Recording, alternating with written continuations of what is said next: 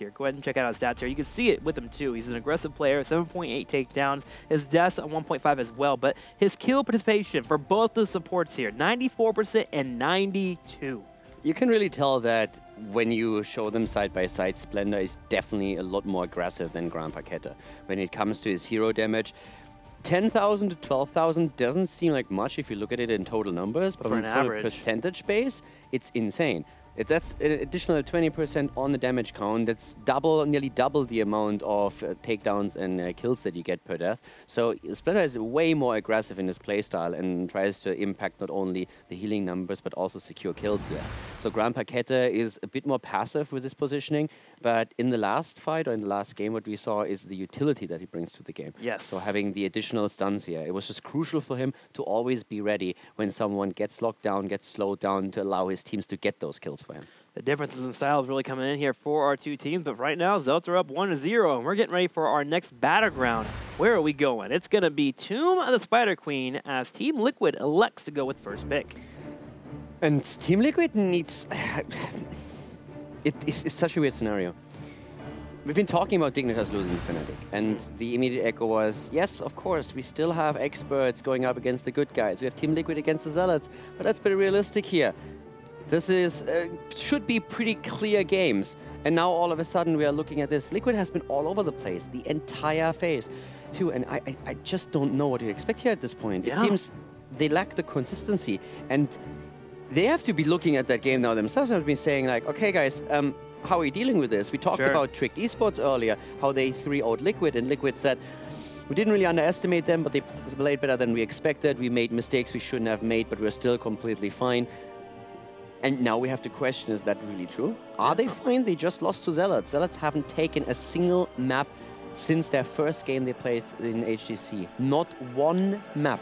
And now they're leading against Liquid. If this is going to be another victory for Zealots and they take a 2-0 lead, that would be a nightmare for Team Liquid. I would start to be worried with a 2-0. With a 1-0, I'm okay. I'm not ready to jump the Team Liquid ship. We've seen even Fnatic go down 1-0 down to the good guys earlier. So there's still a chance here. But definitely, your point of Team Liquid needs to pull it together is very important going into game number 2. This is a team that we expect to do well against. Now, let's go ahead, take a breather here, get ready for Tomb of the Spider Queen as Team Liquid will have the first ban of the game.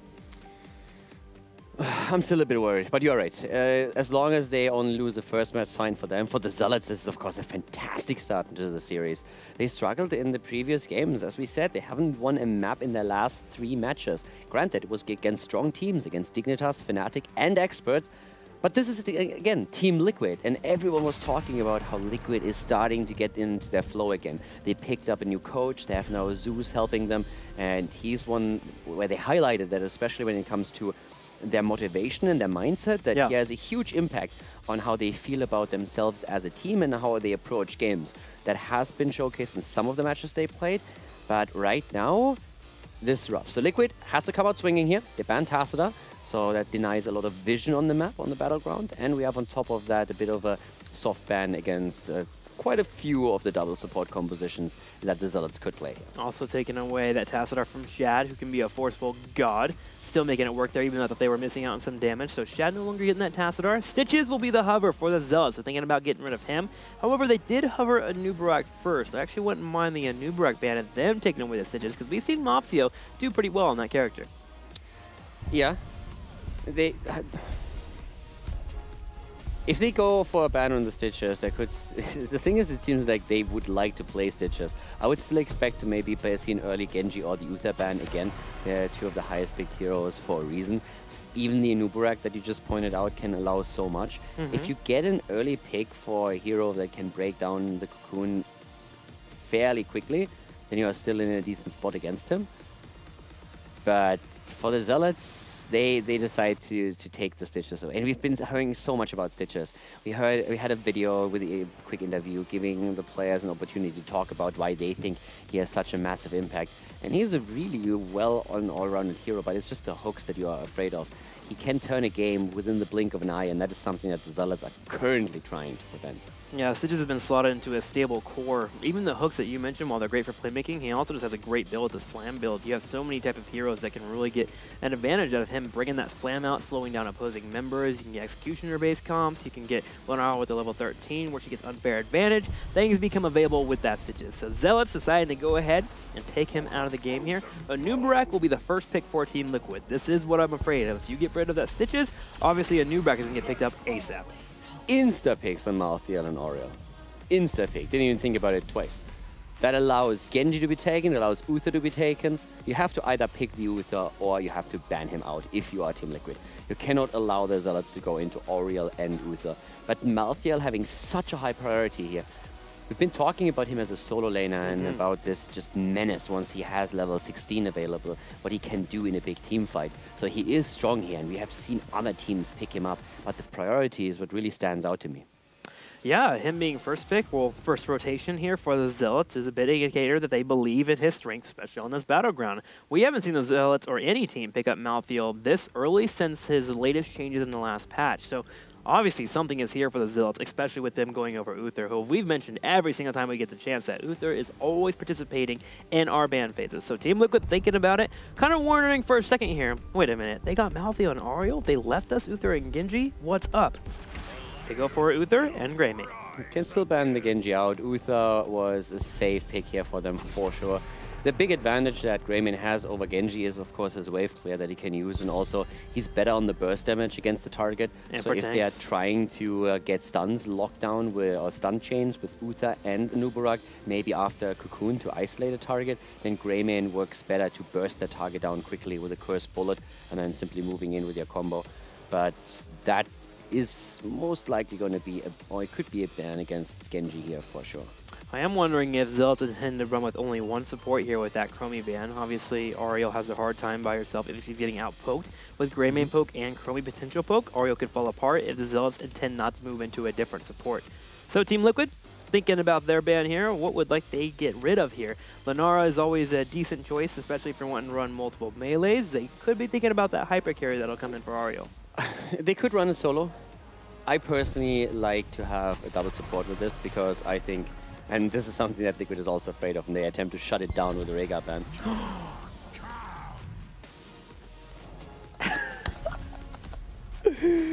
Okay, it's party time. They just picked a Cho'Gall against an Nubarak with Cocoon and a Greymane with a Cursed Bullet. Yeah, they're feeling pretty confident here. They have something planned out, and they think they have it all figured out with Cho'Gall and Ariel. Now, we've mentioned Cho'Gall and Ariel in the past, but let's go ahead and recap here for our viewers at home. Ariel can be very strong with Cho'Gall. Gall is a great battery, constantly doing poke, giving you a tons of hope. You have possibilities to go into Empathic Link, and you can bring out a massive amount of healing for your team. They're completely committing suicide here, aren't they? Against Cursed Bullet into Cocoon? Possible. Maybe they feel that Malthael by himself can survive long enough for Gall to come out. You could also drop down your mark on top of the Cocoon if it does pop out and jump away from the fight. There's Tychus still around that you could pick. There's Leoric There's too. Leoric around that you could pick. Normally when we see Cho'Gall being picked, it's on the last two spots, which they of course don't have here, since they don't have first pick. But there's the Tychus, there's the Leoric. That is insane. That is absolutely insane to pick a Cho'Gall on those positions with both of the heroes that we just pointed out, and they were immediately taken to be picked. That is just suicide. And before Medivh, for force of will and to run away from all these fights. I mean, even with Medivh, Zealots got something planned, man. Remember, they're up 1-0, hoping to come out in 2 minutes Spider Queen. Even against all the strength that Team Liquid has set up for them. I'm really interested into this now. The players on Zealots have been around for a long time. These guys aren't stupid. They know what can be played here. So they have the Medivh, as we expected, but still, they know exactly that Tychus was still open. They know that Leoric is still open. They know about the strengths. They know there's a Cursed Bullet already. But if you have a draft that you want to play against Cho'Gall, it's what you see on the side of Team Liquid now. You get with every single one of your abilities that you have, you get a 2-for-1. It's like, it's the Walmart comp. Cocoon against the Cho'Gall, you get the 2-for-1 value. The only other thing that you could use here is a Gorge maybe, but Caldor. If I see that from a team that is completely new or that is maybe participating in the open division, then I might understand it. Right now, I'm looking at this and I'm saying this is just nuts. You were asking to be more Special Snowflake last game. Hey, I like it. Don't get it's fun. I just don't know how they're going to win. I would have gone for other bans if you want to do that. It's Special Snowball time now, man. We're going to see if somehow, some way, Zealots with Cho'Gall, Medivh, Ariel, and Malthael can be destructive. Now, we've seen this in the past from Expert almost a year ago, where they ran the same composition, but their fifth, they actually had a damage dealer instead. I believe they had Vala. Yeah, but not still, against that. Yeah, I know, man. We understand. They're going against a hard wall here, but you know what? Zealots are believing in this. They got guts, and I'm ready for it. Like, straight up. Like, I'm all on board. I don't care, man. Portals to get out of the entombs here, get away from the drone homes, the force of will for when the cursed bullet comes out. It's going to have to be timing perfect, but it's possible. I'm actually just concerned. Someone please call their drafter and ask him if he had a stroke. They need a coach. All right, guys, go ahead and get ready for game number 2. Tuma Spider Queen, the Cho'Gall train coming against the Pain train here as Team Liquid is set up to stop the Giant. Well, it's time for trouble and make it double because we have a Cho'Gall on the side of Zealots in game number 2. Disregarding of the potential counters against him, Zealots picked him with Mopsio on Cho and Poik on Gull. We have Grand Paquette on Oriel, Zarmani on Malthael, and Shat on Medivh for the Zealots starting to the left. How are we going to say that? Zemoik for that Cho'Gall? Zamoko? All right, let's go and go to the right here. We'll figure it out as Team Liquid in the red has Hasuovs on Greymane, Nurok on Tychus, Lumby playing a Nubarak, Darkmonk on Leorc, and Splendor playing Uther. I am heavily confused by this Cho'Gall pick. Not necessarily that you would pick... It's the best Cho'Gall map, hands down. This is the best Cho'Gall map. Cho'Gall is fantastic here. So there's short rotations, you have no problems just moving from lane to lane, so it's very hard to really outplay him in that sense and play around him. So you can get value here. Cho'Gall is a hero that teams have been experimenting with. We've seen Expert in the past, in previous patches and metas use him. But picking him into an Anubarak who gets a 2-for-1 value out of the Cocoon, into the Cursed Bullet on the side of Greymane, and leaving in a position where your opponent can still pick the Tychus and Leoric, who both have not been banned, seems to be asking for a loss. They have to have a perfect early game, obviously, here. Tychus is going to be shutting them down as well as Leoric, building into Drain Hope build, really allowing him to burn down the percentage of their health. But if they do get to late game, 13-16, on somewhat of an even footing, you have Cho'Gall power spike in late game, and you have Malthael. There is the possibility for them to have a solid game. This is definitely... If you think about it, again, these players have been around since Alpha, a lot of them, not all of them, but a lot of them. So them picking this, it's not that that they lose the game, we interview them later and they just simply tell us, oh yeah, we didn't expect them to pick Tychus and Leoric. Right. They know that.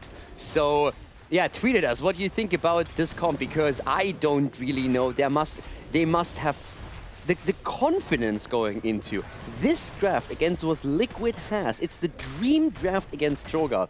I am so hyped to see what they can do with it. But I just don't see Team Liquid lose here. Well, for now, Zealots are hanging in there. Cho'Gall and Ariel are playing as safe as they can, sitting on the backside, dropping in the runic bombs to make sure they blow out the wave and then back away. But the problem with them playing passively is that Team Liquid will get to a point where they can drop off their turn-in and get the web weavers. And that's how you get that early game advantage that you need to just shut down a Cho'Gall comp before they get to that late game and be on even footing. Yeah, and of course what Liquid is now going to do, we have the bigger they are coming in on Tychus on level 4. Later on 16, Alpha Killer for Greymane is going to be a fantastic talent for them as well. Leoric is focusing a bit more onto his Drain Hope build, which you can expect here for sure. So definitely a high focus into percentage damage, since they are going to focus Cho'Gall a lot of these fights. So Medivh has to keep him safe, Oriel as well. We have seen even Resurrect in the past with Cho'Gall comps, but Aegis is a bit more likely. You still have the option going to both. But yeah, let's see how this is going to work out here. An early snowball would be great for the Zealots, but you can already see the pressure. After level 4 has hit, Nurok is just moving into the fight against Cho'Gall whenever he can on his Tychus and drops the bigger they are. Yeah, they got him down to half health, not with an Oreo healing him, with the Hope coming in, as well as 2 Force of Wills occurring. So Nurok, again, showing the strength of Tychus against that Cho'Gall. Zombie in the buddy lane did have some pressure coming his way. Will lose out on a turret, but saves his life for the moment. Keep up with the clear here. And Team Liquid is getting to a spot where they have a decent amount of gems. They still have 27 available for them and can start going for turn-ins as they are doing so in the bottom. But Shad, for the time being, will keep an eye on them and try to delay. And also, when we talk about Shogal, it's mobility that they're focusing on. A lot of the talents with Gal, they're having Taskmaster taken as the level 1, so that you have the cooldown reduction on Shove by 10 seconds. And you just have a bit more mobility in the hero. Down here now to the bot lane, big problem also that Zarmany has fallen, a few gems have been lost by this, and it was a good pickup for Team Liquid. They're not only focusing on Cho'Gall. It's of course the primary target in a lot of these fights later, but they still want to make sure that they're threatening the rest of the team as well, and they've done well so far. Yeah, they got a kill on Malthael, made him lose out on a decent amount of gems too, which is actually pretty painful for him. Also, Royal Foco is played on Leoric, so it's again about the wave player. Leoric alone is going to be able... He might even go into Lingering Apparition, just making sure that he has the wave player in 2 lanes, which would enable the rest of Team Liquid to really focus on specific lanes here. But from a wave player aspect, that's actually a fantastic talent for him to take now. Yeah, you're right. Completely clearing out the waves, and that allows the 4-man of Team Liquid to keep an eye on that Cho'Gall and chase him around. If they ever have to abandon a wave because Cho'Gall is doing something threateningly somewhere on the battleground, you can have Leoric go in and clear it out. When Cho'Gall is in the game, he literally takes over the entire battleground in terms of, okay, how do we handle him? What's he doing right now? Can we get the kill on Cho'Gall? He is a true raid boss. Yeah, they go into Paralyzing Rage though in level 7, so they just want to have additional slows and CC against Cho'Gall in particular. And we're seeing on the side of Mopsio, by the way, on Cho currently, a focus into Consuming Blaze. So Consuming Fire on level 1 and then on 7 going straight into the Fire Starter here. So a lot of cooldown reduction also coming into play. We talked about the Taskmaster already a little bit. But besides that, we're seeing the Bombs Away for Gal as the level 4 talent and Double Trouble for level 7. But yeah, how much trouble is Cho'Gall really going to be here? The 10s, that's when the value really starts to kick in with the Cursed Bullet and the Cocoon. And I cannot wait to see how the Zealots are trying to win this. It's a fascinating draft for sure. I like the build though. Typically you see a lot of Surging Fist builds just to get a lot of punches, jumping into the fights, get the cooldown reduction, of course a lot of fights. But the build here is great because they have Sustain. They have Aerial Burst Heal and you have Force of Will. If you can get off a couple of Consuming Blazes, get a target killed on Team Liquid, you can chase them down and force the fights with Aerial constantly chasing you. So I like this build, but it does require you to get a kill or 2 and also to sit in the middle of Team Liquid, which is a dangerous task. Yeah, Hazovs is being chased here already. Shed helping out with portals, and Hazo is most likely going to fall. Barely gets away after a quick heal, and we saw the stuns coming out from Bloomby helping out. Darkmog might die, but even if he does, gets the heal and survives. But even if he falls here, they could have recovered the gems, and on Leoric, you're at least back on the battlefield in just a few seconds.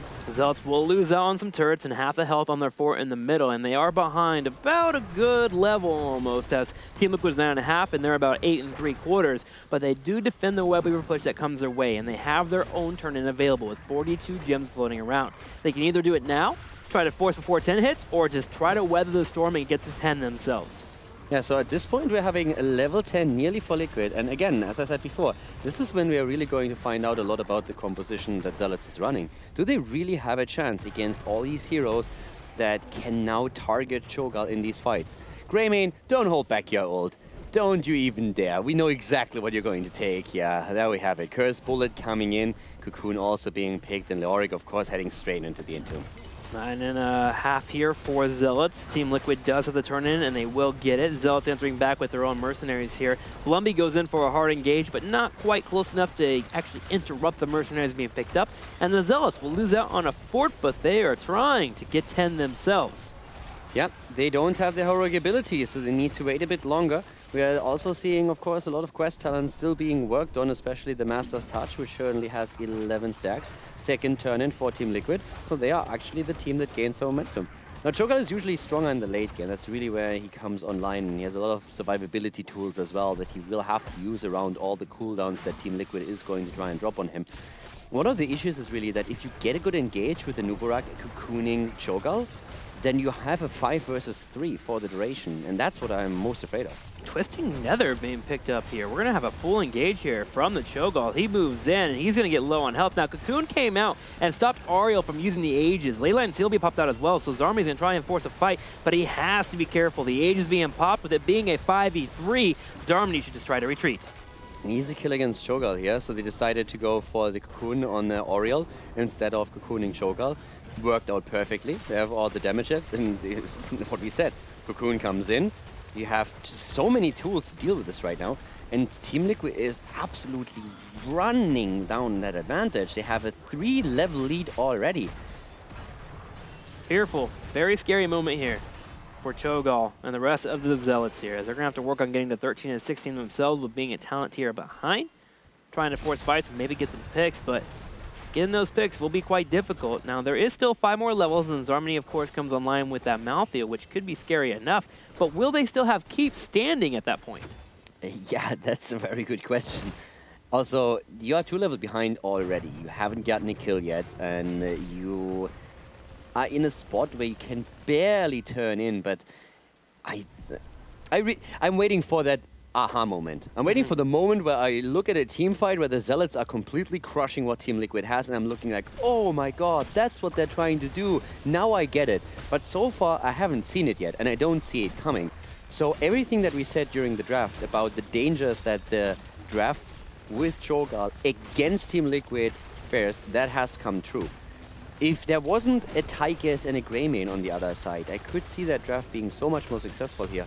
But I just don't see it yet, so I'm really waiting for that aha moment. As we see down to the bot lane, an attempt by the Zealots to turn in, a bit of an interrupt happening by Anubarak, but Shed eventually should be able to complete the turn for them. Yeah, they eventually do get the turn in there as Blumby fell low on health. They do want to walk out of this fight here and try to clear out while the Web Weavers defend the middle and the bottom lane. They do have a giant boss pushing top, so Zealots will have to head up there and deal with that at some point, as losing a keep would not be very well advised here. Yeah, we have now, I guess in the late game, there's a lot of heroes that really thrive in this situation. Cho'Gall, as I said, gets strong in the late game. He has way more tools that give him survivability. We have also Malthea with Memento Mori on 16 being incredibly strong. Maybe one of the ideas here is to just reach farther into the game to get those power spikes. But I still think that Liquid has a lot to play around them. Yeah, they have their own power spikes. You mentioned it earlier. Alpha Killer at 16. Exactly. Tychus is already great going into the late game. Blumby has the ability to dive into a fight. In fact, look at Cho'Gall now taking damage here. The portals will be helpful, but Zealots, again, just kind of keep getting battered around. Also, this is not necessarily the map where you think that you can easily reach the late game. This is one of those maps where oftentimes the snowball is happening. And we have seen that in the past, that teams were trying to use, for example, in a Zebo and go into a late game on the map on Tomb. And we have seen it even with Asmodan, when we have the Taste for Blood build just be the map so dominant build, and Asmodan even banned out on the map. So that happened a few times. But right now, with how aggressive teams are playing these days, not sure if that happens. Here comes the Cocoon again. They're going in. Tormented Souls already dropped. Cocoon about to pop. Leyline Seal has been used. And we have an attack against Team Liquid as Darkmog is getting really low here. Nearly dropped. And this time, no kill for Team Liquid as they were forcing the fight. But this time the Zealots reacting a lot better to the Cocoon and to that approach. Better control, though, of the Cocoon that did come out. You mentioned it there, the Tormented Souls as well as the Twisting Netherlands. The Aegis does get popped here. We're going to have Cho'Gall diving forward here, looking at Nurok. Force of Will is used. Blumby getting low. Is he low enough, though? Malthea working the damage, and finally, Blumby's able to turn around. He's still alive, but finally he gets picked off. And Cho'Gall looking to dive in here, dropping the Consuming Blaze, getting healed up. Malthea still dead, though, and now Poik is in even more trouble. Once again, they go in, they take Cho'Gall down, and they continue with Medivh. Grand Paquette, the only one juking and diving through the portals, but there is no escape. You can dive all day long, but you are going to fall. Every single gem they were holding still at that point, weren't too many, but every gem they still held is now down, and we are seeing Team Liquid breaking through the wall, and they hold the gem count to get another Web Weaver wave, which would be Web Weaver wave number 3.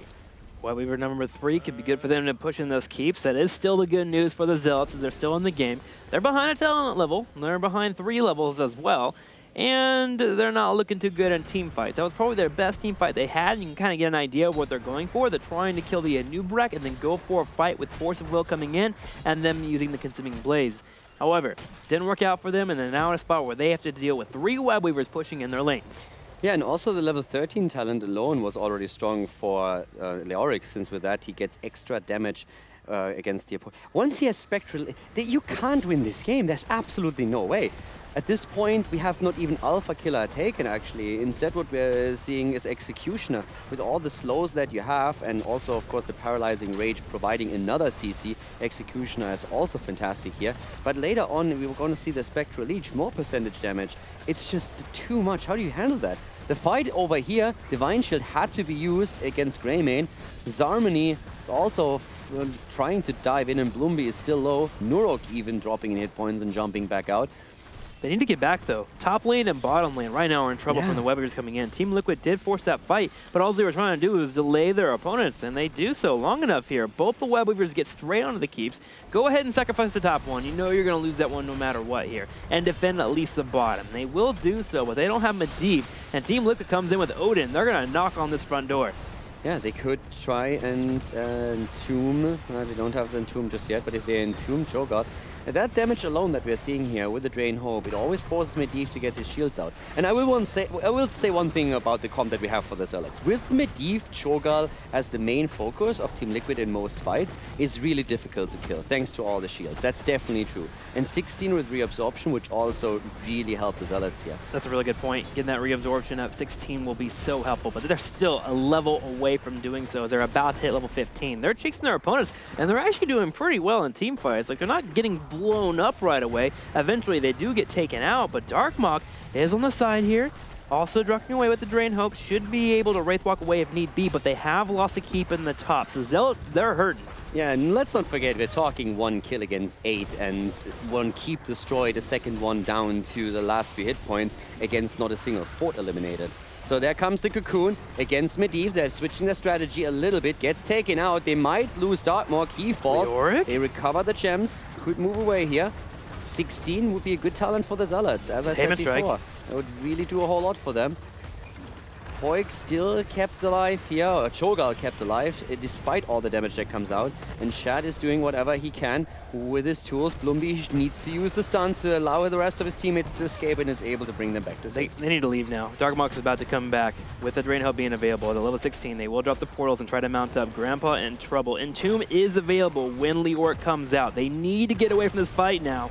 They're trying to. Tainment Strike comes out, but Darkmok steps forward with the Wraith Walk, and he'll get Grandpa. Yeah, goes for Grandpa. Shield is out. Stuns are coming in. Aegis being used, but this is going to be, it should be the end of Oriel. Grandpa is still alive. Gets another heal out. Leoric falls. They're turning it around. They are about to kill Bloomby. What just happened? Zealots, you're not supposed to be winning these team fights, but they do. They hit 16 as well. They're chasing forward. Splendor will pop the Benediction here, hoping to turn around for a stun if anyone dives in too far. Now, there are catapults currently on the core. They're starting to break through the shield, but the Zealots, they don't seem to mind as they're starting to win these team fights. Okay, so now we are at more towards the late game. That's what I said about earlier, that I can see how in the late game they can have a bit of a better stand against what Liquid has. 20 is going to bring a lot of talents that Liquid can utilize with the Spectral Leech, but still, this was I think the biggest problem here was really the choke point.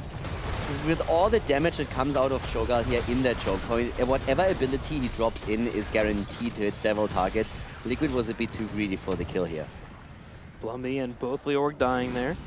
Gonna go ahead and have it turn in. A few of the gems dropped off for the Zealots, but nothing too crazy here, as they've died so much here that they've only had 1 turn in throughout the entire game, but now they can start farming out, as they are on similar talent tiers to their opponents. And Team Liquid right now only has 20 gems themselves. As long as Shad keeps an eye on them, Zealots still have a chance. They're going to have a really hard, rough road here as they have to deal with the catapults in the top. But them saving that keep in the bottom allows for them to control this middle to bottom lane. Surging Dash on 16 is another tool that Cho now has to keep them alive here, making them first of all unstoppable and also getting a bit of additional heal. Then you have the reabsorption on 16, which also helps, and you have the silence with a deafening blast. So there's definitely a lot more tools now for Zealots, and Liquid needs to be very aware of one thing.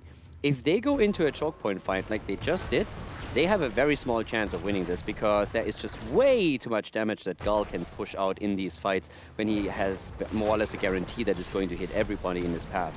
We so far have Gull on 60,000 hero damage, and we still see Nurok on 60,000 himself on the side of Tychus, of course. But this is definitely now one of these fights where, as Team Liquid, you have to be a bit careful, especially until we hit 20, and then you have another big tool.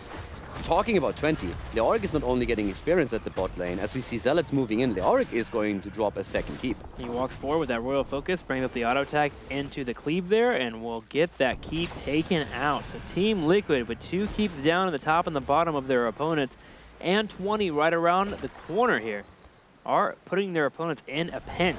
Zealots, now aware that they have to do something, make a play for the buffs. That damage All right, so the boss play, they try to sneak it in. They have actually a good race against the boss, but the 20 is going to be there soon. Spectral Leech for Leoric is already going to help a lot while still being attacked, but the core is going to fall soon against Catapults. I mean, we're not there yet, but it's definitely going to happen eventually as they're fighting over here. Time works in favor of Liquid. They have that 20. Spectral Leech has already been chosen. And even Leoric makes the, Tychus makes the adjustments towards Cho'Gall. Auriel is dead. Medivh follows. The sizzling attacks are just chipping away at the hit points of Cho'Gall as we are seeing Nurok and the rest of the team just killing Zarmany. It's an easy fight on 20 and they get their kills in. They get the kills, they kill off Auriel first, and they finish up with the rest of the targets. Only Cho'Gall stands here for his team to defend against the onslaught that will be coming from Team Liquid. And they've brought everything, all 5 members here, and they're going straight for the core. Let's see if Cho'Gall can do anything, but it's not looking like it. Nah, this is just not happening. They don't even ignore him at this point. They finally say, all right, let's at least push him back here and then focus the core. But this is going to be the 1-1. Zealots, they tried something here on Tomb of the Spider Queen, but Team Liquid shuts them down at every single step of the way. 11 kills against 5 at the end. And this is it as Team Liquid ties the series. 1-1 for our 2 teams, and you're right, man. The early game just too heavy here for Cho'Gall and crew to be able to handle, and we go into the series, get it all nice and tied up, and it's got to be a sigh of relief here for Team Liquid. Going down 0-1 against the Zealots was definitely something they did not expect on their docket today. Yeah, I'm still...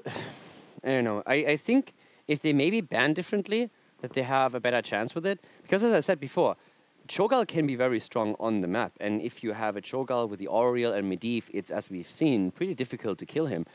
It's just simply you allowed your opponent to take every single hero that excels against Cho'Gall. Every single one of them. The only other hero that I could have maybe seen is another giant killer hero, but that's already about it. So we have sizzling attacks on 20. It feels like every single tier that we see for Liquid provides them with at least one hero that gets a power spike against percentage damage. We have Spectral Leech, the sizzling attacks, we have the Executioner or the Alpha Killer. You can really take your pick there. So there's so many talents to be taken that pressures him that everything on the side of the Zealots have to focus on Cho'Gall. And a lot of the fights went pretty well for Zealots, I feel, because Liquid made mistakes where they fought. Sure. But I think different bans might have been a little bit better. Do you really need to ban out Chromie with this draft? I really think that they were expecting potentially for the Genji to get picked up, not the Greymane in that 3rd slot, when Genji would have a harder time than Greymane because of Curse and Bullet, and then they could have gone through the ban phase. But I think once that plan got changed and Greymane did come in for the mix-in, you needed a ban as a Cho'Gall idea. You still have Auriel here, and you can go in the double support. It just seems like they were all in on this idea. Yeah, they should have shifted away from it. I felt that also the ban against Stitches in hindsight was because they were worried about the Gorge. Sure. That seemed to be an issue, but then they allowed the Anuburak. So once that they saw, if you ban out the Greymane, then you can ban Greymane here. It's a good ban on the map anyways. So I don't think that Team Liquid would have jumped with a Greymane ban to the conclusion, oh my god, they're going to try Cho'Gall. I just think that if you ban a little bit differently, or if you don't all in on the idea to go for Cho'Gall, because they snap-picked everything, then you have a better chance there. With 1 or 2 of the heroes removed on Team Liquid side, I can definitely see Zealots win this. It just feels that the picks and bans they had, how they lined up against Team Liquid, I think they should have abandoned the Cho'Gall idea. It felt very much that they tunnel vision on it. Well, we're going to give credit to the Zealots as they get a nice Cho'Gall play, but sadly they don't get the victory. We'll be right back with game number 3 as we're all tied up 1-1.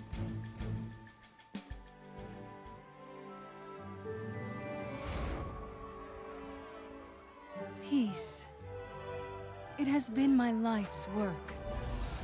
Through honesty and diplomacy, there is no obstacle.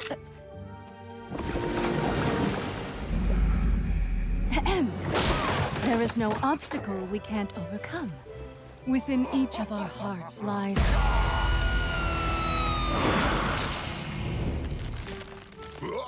a yearning for peace. Even in this odd place, I truly believe that each of us can find a way to live in harmony. As I was saying, I am Jaina Proudmoore. We don't need to fight, but if you insist, so be it.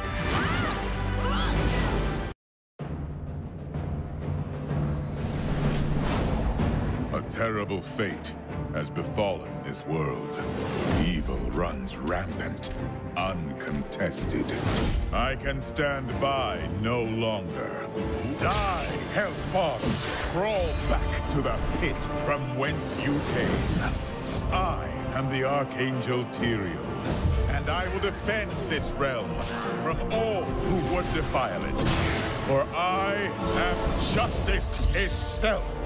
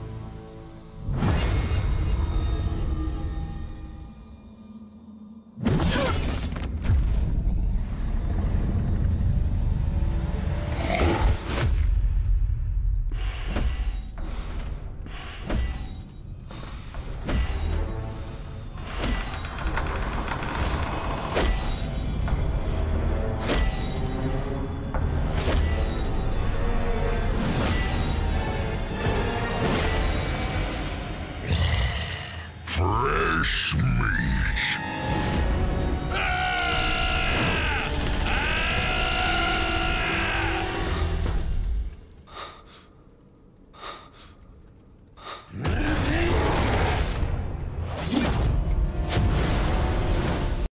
Welcome back to the HGC. We are gearing up for game number 3 between